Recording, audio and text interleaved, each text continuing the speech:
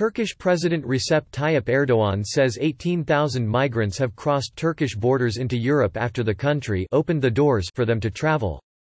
The number is expected to hit 25,000 to 30,000 in the coming days, he said. Turkey could no longer deal with the amount of people fleeing Syria's civil war, he added. Greece says it has blocked thousands of migrants from entering illegally from Turkey. Greek authorities fired tear gas to attempt to disperse the crowds.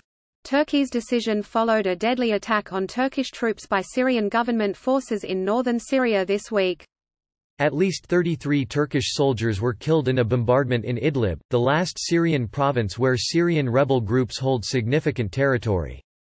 Syrian government forces, supported by Russia, have been trying to retake Idlib from jihadist groups and Turkish-backed rebel factions.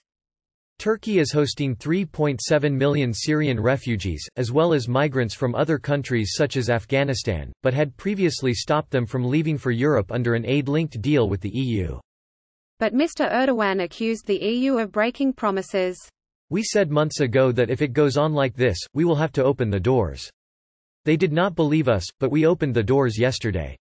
President Erdogan said in Istanbul on Saturday. He said that some 18,000 refugees had pressed on the gates and crossed into Europe by Saturday morning. He did not provide evidence of these numbers. We will not close these doors in the coming period and this will continue.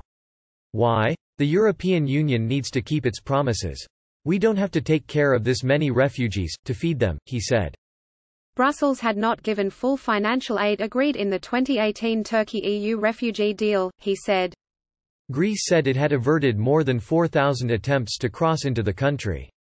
There were further clashes between migrants and Greek police on Saturday. The government will do whatever it takes to protect its borders, government spokesman Stelios Petsas told reporters. The Turkish president also said that he had asked Russian President Vladimir Putin, a close ally of Syrian President Bashar al-Assad, to stand aside and let Turkey do what is necessary with the Syrian government by itself. Russia and Turkey are backing opposing sides in the civil war. Turkey is opposed to the government of Bashar al-Assad and supports some rebel groups.